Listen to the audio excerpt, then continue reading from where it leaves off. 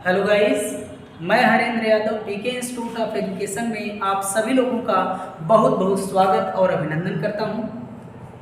आज हम ग्रामर की सीरीज़ शुरुआत करने वाले हैं और जिसमें आज हम आप लोगों को नरेशन टॉपिक पढ़ाने वाले हैं। तो नरेशन कहते किसे हैं, ये कितने प्रकार के होते हैं, आज हम इंट्रोडक्शन के बारे में चर्चा करेंगे।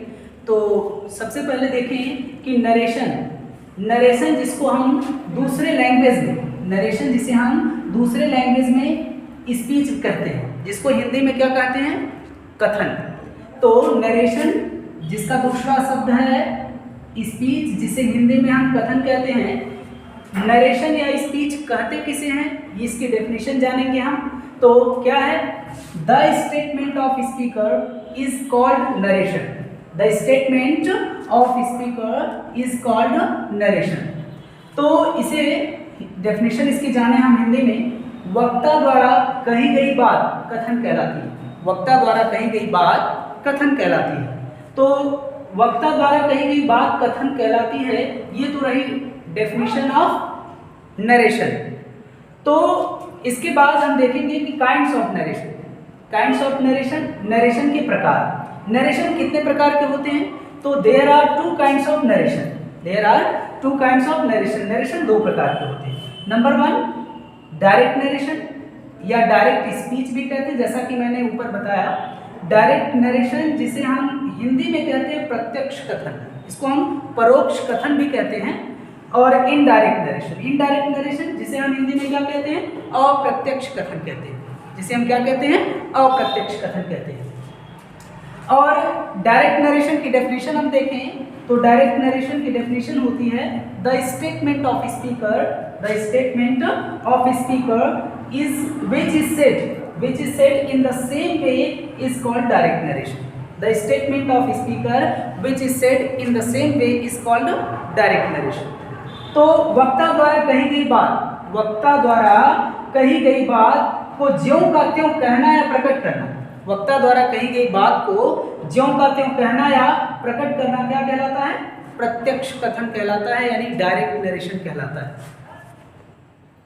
तो तो देखते हैं इनडायरेक्ट नरेशन किसे कहते हैं, द स्टेटमेंट ऑफ स्पीकर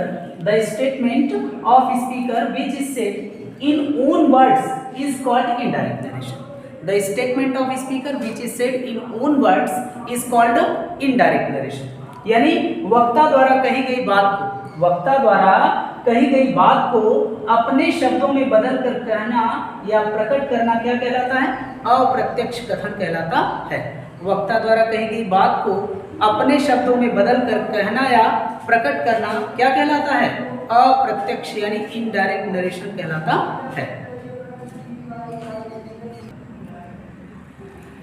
तो चलिए देखते हैं कि डायरेक्ट नरेशन में क्या क्या चीज़ें होती हैं। देखिए, नरेशन पढ़ने से पहले हमको ये चीज़ें आप लोगों को जान लेना जरूरी है। तो चलिए देखते हैं कि डायरेक्ट नरेशन में क्या क्या चीज़ें होती हैं जिनको हमें जानना बेहद ज़रूरी है।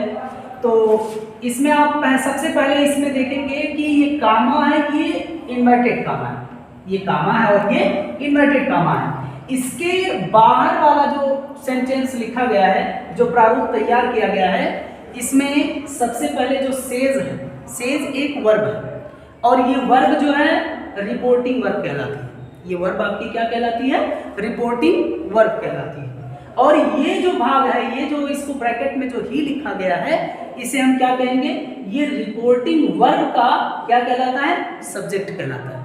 ये रिपोर्टिंग वर्ब का क्या कहलाता है, सब्जेक्ट कहलाता है, जिसको हम नरेशन के लैंग्वेज में वक्ता कहते हैं, यानी स्पीकर हिंदी इसकी मीनिंग क्या होती है, वक्ता होती है। यह क्या है, यह रिपोर्टिंग वर्ब का सब्जेक्ट है, जिसको नरेशन के लैंग्वेज में स्पीकर और हिंदी में वक्ता कहते हैं। और ये जो है, ये रिपोर्टिंग वर्ब का जो है ऑब्जेक्ट है। ये रिपोर्टिंग वर्ब का क्या है, ऑब्जेक्ट है, और जिसे हम नरेशन के लैंग्वेज में लिसनर या हिंदी में श्रोता कहते हैं।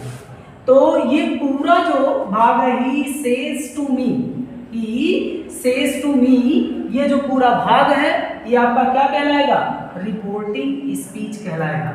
ये पूरा भाग आपका क्या कहलाएगा, रिपोर्टिंग स्पीच कहलाएगा।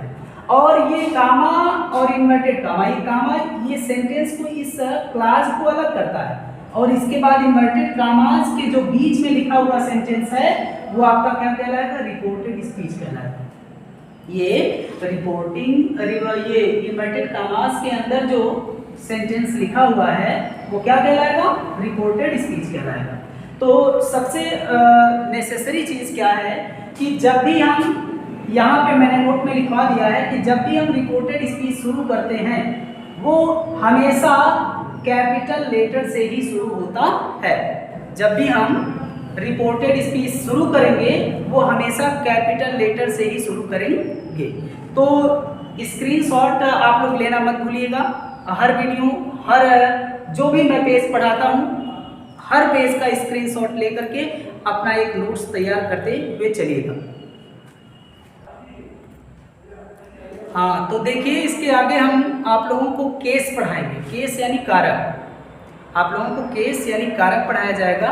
और उस केस को पढ़ाने के बाद आप लोगों को पर्सन चेंजिंग के बारे में बताया जाएगा, जो मोस्ट इम्पॉर्टेंट होती है नरेशन में। और नरेशन यदि समझना है तो person changing is the most important.